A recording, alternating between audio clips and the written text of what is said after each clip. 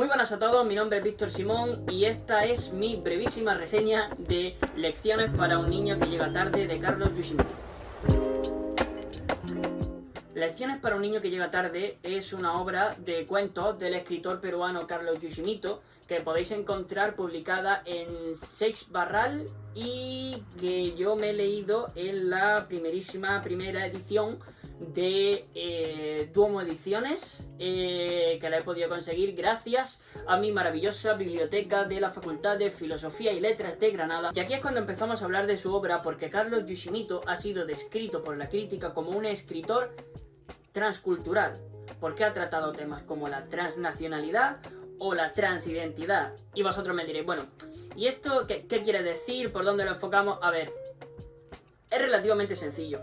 Vosotros pensad que una persona que es de origen, o por lo menos ascendencia japonesa, se ha criado en Perú, ha estudiado prácticamente todo su estudio universitario y toda su carrera universitaria en Estados Unidos, en la Universidad de Brown, si no me equivoco, Brown University, madre mía, qué nivelazo de inglés, y creo que ahora es profesor universitario en Chile. Pues sus conceptos de nación, de patria, de hogar y de residencia van a ser completamente distintos a lo que normalmente está establecido. Y bueno, esto se ve reflejado, como no puede ser de otra manera, en su obra Lecciones para un niño que llega tarde. Este libro es una obra que sucede en un lugar que podría ser perfectamente en ningún lugar. Me explico. El primer cuento se llama Oz porque precisamente sucede en ese mundo, sucede en Oz, la tierra que todos conocemos por el famoso cuento El Mago de Oz. Sin embargo, esta tierra no es exactamente el lugar donde sucede el famoso relato de Dorothy, sino que, a pesar de ser exactamente el mismo lugar, está completamente distorsionado. Es un lugar muchísimo más gris, muchísimo más crudo, que presenta una decadencia total y absoluta y que está mucho más cercano a la sociedad actual. Entonces, esto nos dice muchas cosas en realidad, o puede llegar a decirnos muchas cosas. En concreto, dos muy importantes. La primera, que te pongan este relato al principio del libro te está advirtiendo de que la mayoría de los lugares que vas a leer a continuación son lugares ficticios o que por lo menos no debes tomártelos como una representación real. Es decir, a pesar de que hay relatos que suceden en Brasil, no es una representación real de Brasil, hay otros que suceden en Lima que pasa exactamente lo mismo y hay muchos que suceden incluso en localizaciones inventadas o ambigua, porque es una ciudad pero tampoco se sabe muy bien dónde está, son de qué viene o si directamente si esa ciudad existe. Eso por un lado. Y por otro lado, te presenta la clara hostilidad del mundo. Este es un tema fundamental, si no te diría que es prácticamente el tema principal de la obra. No voy a contar mucho de los argumentos de los cuentos porque, uno, spoiler y os reviento el libro, y dos, son realmente difíciles de tratar. Es un libro complejo, es un libro que requiere una lectura muy atenta y también requiere un ejercicio de poslectura, de reposo y de relectura muy importante. Es bastante probable que te leas un relato y no sepas qué ha pasado, porque el escritor juega muchísimo con los misterios y con los secretos. Hay muchas cosas que no te cuenta y muchas cosas que solo eres capaz de descubrir releyendo el relato muchas veces o incluso leyendo otros cuentos, porque varios de los relatos están conectados entre sí. No todos, pero sí que hay dos o tres relatos que tienen conexión y que por mucho que tú te los releas, hasta que no te leas el relato siguiente, no vas a entender ciertas cosas que pasan. Precisamente porque tiene un estilo muy metafórico, un estilo muy trabajado, con frases muy ambiguas que crean imágenes muy potentes y que sobre las que merece la pena pararse a reflexionar, pero que sí que es verdad que dificultan bastante lo que sería una lectura rápida y una lectura de ir al grano e ir a lo que está sucediendo. Toda la obra tiene un carácter coral donde se repiten una serie de elementos comunes, como serían, bueno, el primero que ya hemos comentado, que es una serie de espacios muy hostiles que, a pesar de no representar nada en concreto, determinan total y absolutamente a los personajes, lo que nos lleva al segundo punto. La mayoría de los protagonistas de los relatos son personajes miserables, explotados, o por un sistema, o por una mafia, o por algún elemento concreto que se está aprovechando de ellos. Son personajes desgraciados, muchas veces ridículos, que han sufrido o constantemente están sufriendo humillaciones de mucho tipo, o son directamente enfermos y ancianos. Es decir, son personajes que tienen algún tipo de dificultad, que claramente no están cómodos con su entorno o que tienen algún tipo de dificultad para relacionarse con él o con otras personas.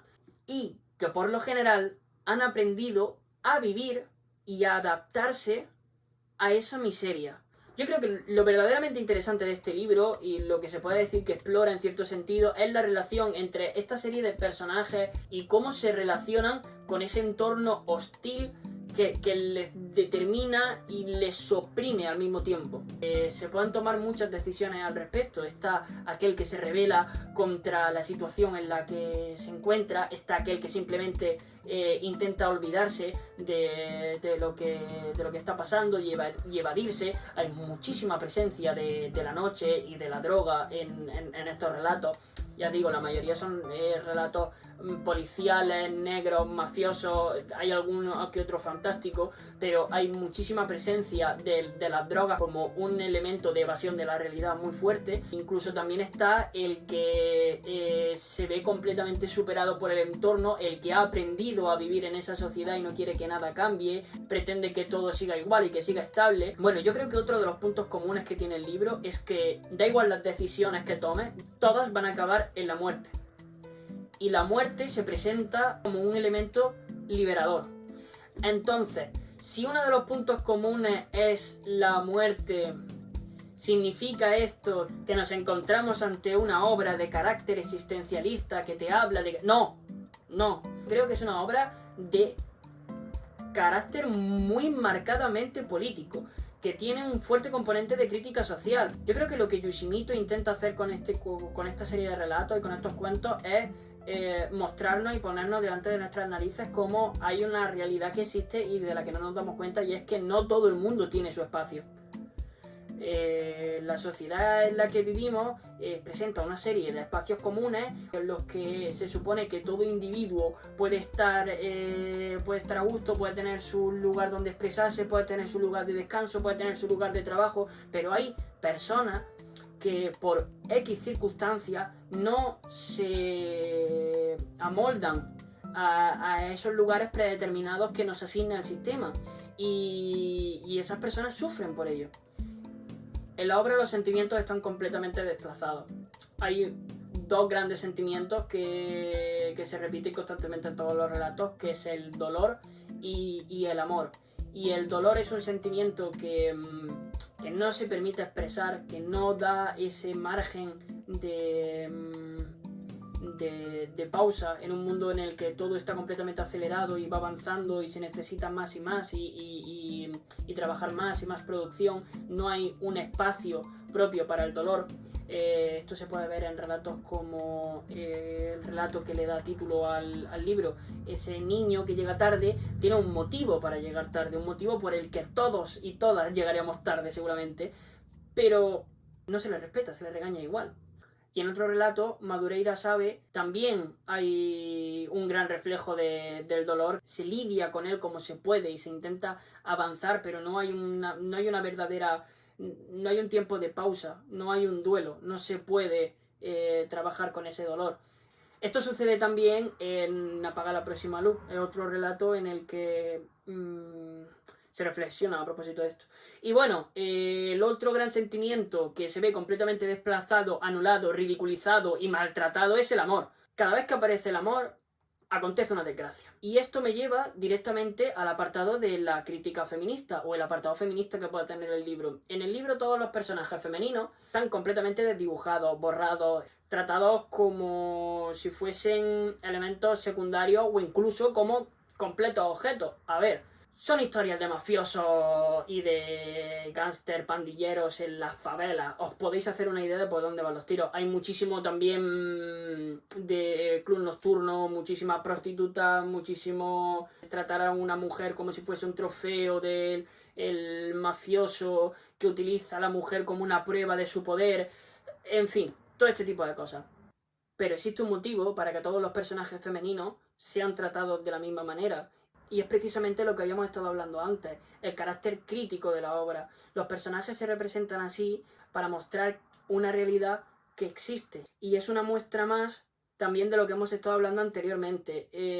Los personajes femeninos siempre han estado relacionados, en general la feminidad, siempre ha estado relacionado con los sentimientos, ha estado relacionado con lo delicado, ha estado relacionado con el cariño, con la atención, con el amor, y como el amor es uno de los elementos que no tienen espacio en este mundo, no tienen cabida, no tienen un lugar, pues igual que se va a criticar el dolor, se va a criticar el amor a través de la postura de estos personajes femeninos completamente, ya te digo, desplazados, desdibujados y al margen.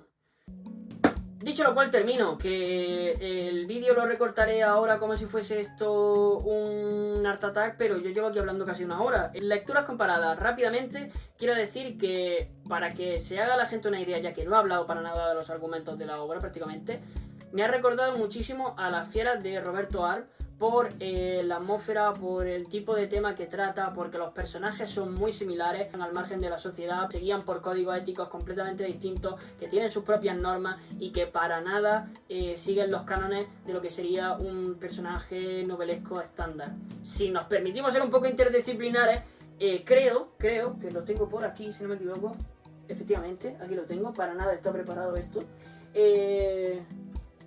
Recomiendo también Sin lengua deslenguado, de Gustavo Pérez Firmat, que es un libro que me recomendó mi profesor Ángel Esteban, que da la casualidad de que edita la obra en cátedra. Es una obra poética de un profesor cubano que ha estado viviendo durante prácticamente toda su vida en Estados Unidos, y te habla de el idioma como una suerte de patria, y también de ese espacio intermedio en el que vives prácticamente toda tu vida en otro idioma, pero luego tu propio idioma tampoco lo sientes tuyo porque llevas tanto tiempo en otro país, que cualquier persona que haya vivido en el extranjero o haya tenido alguna experiencia en alguna estancia en otro país que no es el suyo, donde no se hable su lengua materna, un sentimiento que se identifica de forma muy sencilla y que creo que se ve reflejado en su poesía, y que en cierta manera tiene el mismo espíritu transnacional o transidentitario que tiene la obra de Yoshimito.